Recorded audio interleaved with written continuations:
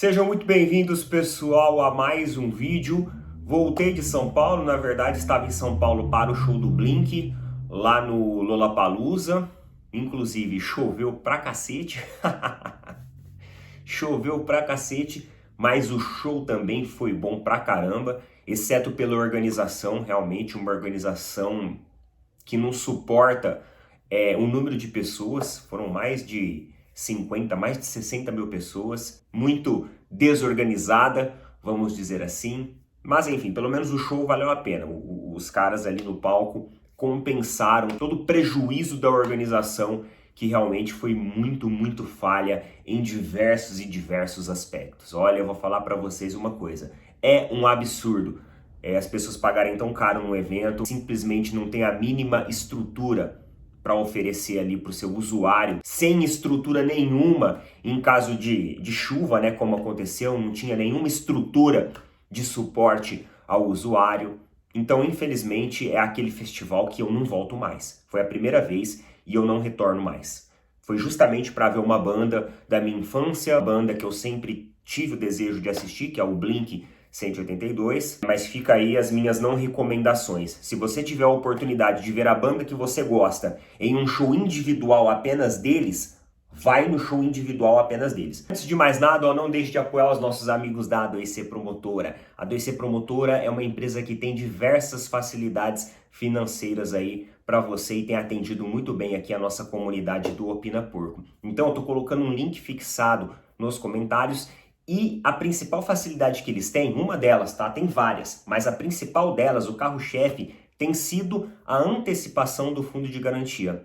Isso você pode fazer sem depender do governo, sem burocracia, inclusive de feriados, e finais de semana também. Você recebe via Pix, não tem burocra, mano, via Pix. Não tem consulta ao seu nome e o melhor de tudo, sabe quanto que custa essa operação? Nada. Por que nada, Neto? Porque a antecipação do fundo de garantia é um direito do cidadão brasileiro. Então você pode clicar nesse link fixado, você pode falar lá com o Fábio ou alguém da equipe dele, fala que você veio pelo Opina Porco, eles vão te atender ali de forma excepcional. Tenho recebido um feedback maravilhoso e eu tenho certeza que você vai gostar muito do trabalho deles lá da A2C Promotora, beleza? Além disso, eles também têm empréstimos consignados. Então, chama eles lá e procura tirar suas dúvidas para você entender melhor como que funciona tudo. A2C Promotora, pessoal, tamo junto. E olha só, acabou agora há pouco o jogo da seleção brasileira, a estreia de Dorival Júnior na seleção brasileira.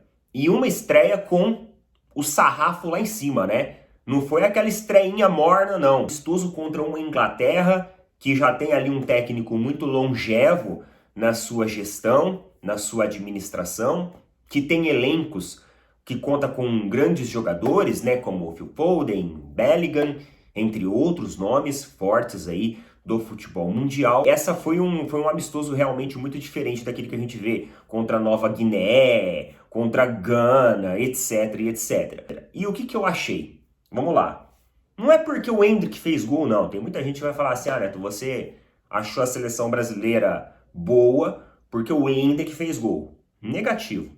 Acho que antes da gente falar do gol importante do Endrick, eu acho que temos que falar sobre o que mudou nesse Brasil. Aquele Brasil que nós vimos com o Diniz lá atrás, que era um Brasil extremamente desconstruído, sem uma dinâmica, sem uma estratégia defensiva, ofensiva, sem uma estratégia de transição. Nós vimos o inverso agora com o Dorival Júnior. Um Brasil que apresentou-se ser uma equipe extremamente bem definida, com uma estratégia clara, que era velocidade na transição ofensiva. Basicamente, essa foi a marca do Brasil durante todo o jogo. Quando roubava a bola ali no sistema defensivo, já tentava fazer a volta, né, a sua transição de maneira muito rápida, abusando ali da velocidade, principalmente de Vini Júnior, que é um jogador extremamente rápido. Além disso, tinha no Paquetá, tinha no Rodrigo, boas opções de apoio e de distribuição com muita criatividade. Quebrava linhas com os passes do Paquetá, né, que foram desconcertantes muitas vezes, e surpreendia os seus adversários. Porém, na hora da finalização, ainda faltava aquela calibragem no pé. Você vê claramente que é uma seleção que está, entre aspas, nascendo agora, que é uma seleção que veio ali de gestões atrás que realmente não estavam legais. Você tem alguns jogadores também diferentes, outros que já estão acostumados a serem escalados, mas trabalhando numa projeção técnico-tática e dinâmica diferente. Eu realmente gostei da seleção do Dorival Júnior, achei que essa forma de abordar e de utilizar-se da velocidade de transição e justamente de uma distribuição mais criativa do Paquetá, ela funcionou muito bem, tanto com o Rodrigo ali, tanto com o Vini Júnior do outro lado, trabalhando com muita sincronia e muito dinamismo para quebrar as linhas defensivas da Inglaterra. O que eu não gostei na seleção brasileira foi o sistema defensivo. E eu não falo aqui, eu vou delegar aqui, a culpa é de tal jogador ou a culpa é daquele jogador. Não, eu falo do sistema defensivo.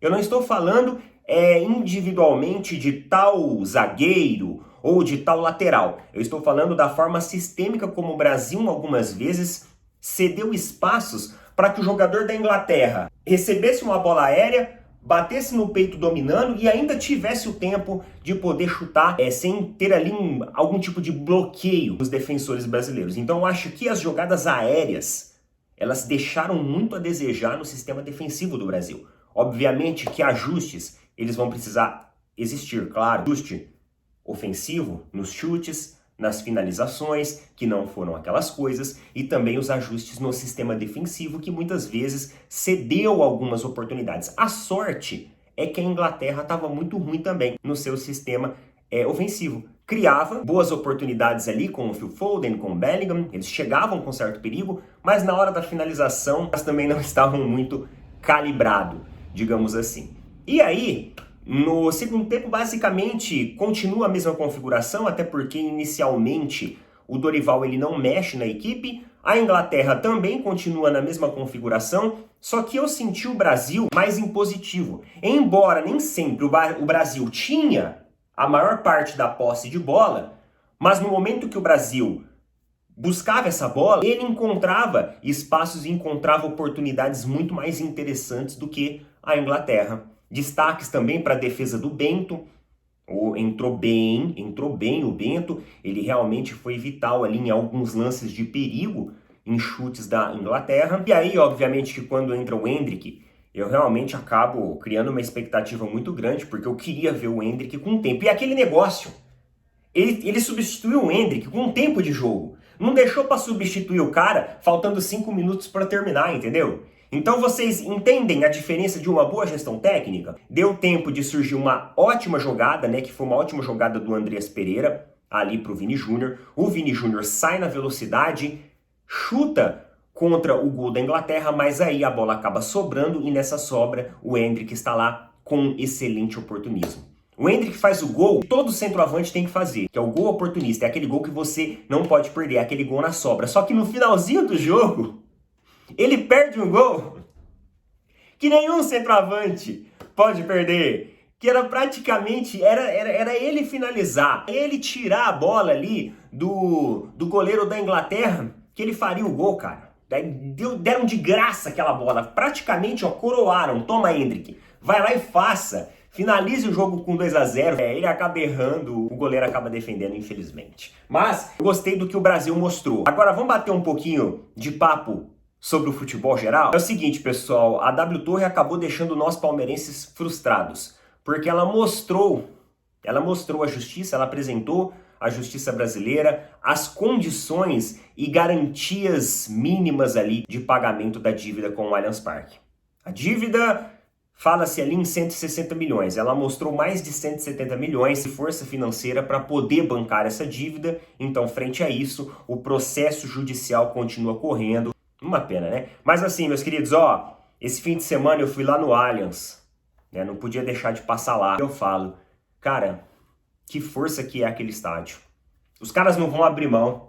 Os caras não vão abrir mão porque, olha só, eu fui no show ontem, que foi lá em Interlagos, e tudo é muito difícil. A logística é muito complicada, hotéis na região ali em volta é muito complicado, tanto que eu me hospedei ali perto da Paulista, né? Não tem nada a ver, são quase 20 quilômetros de distância. Então tudo, metrô, é tudo muito complicado. Agora, quando você pega um estádio como o Allianz Parque, as pessoas que já tiveram oportunidade de assistir um show no Allianz sabem muito bem disso. Como que é fácil o acesso, né?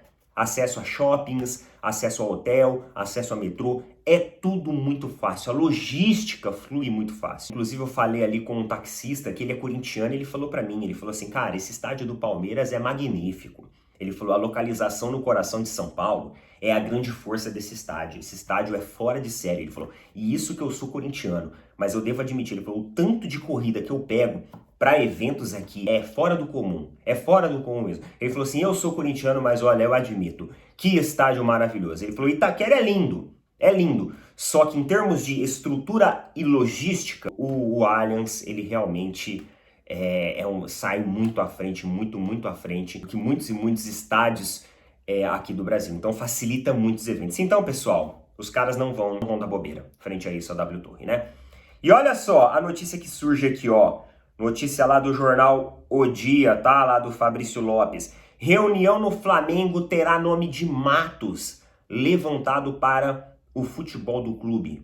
Fla ainda pensa na possibilidade de ter um diretor de futebol. Muitas reuniões já aconteceram onde o tema sempre foi o mesmo: contratar um diretor de esportes, o diretor de futebol, para o futebol do Flamengo. Em todos os casos, a decisão do vice-presidente Marcos Braz sempre foi acatada por Rodolfo Landim e o Flamengo jamais avançou nessa ideia. Hoje quem faz essa parte aí de diretor de futebol é justamente o Marcos Braz. É o Marcos Braz que tem essa responsabilidade dentro do Flamengo. Eles não têm um diretor de futebol, cargo de diretor de futebol propriamente dito. Entretanto, com a proximidade das eleições e com a cobrança do torcedor rubro-negro para que o futebol do Flamengo se profissionalize ainda mais, a função de diretor de futebol voltará a ser tema na próxima reunião do Conselho de Futebol do clube.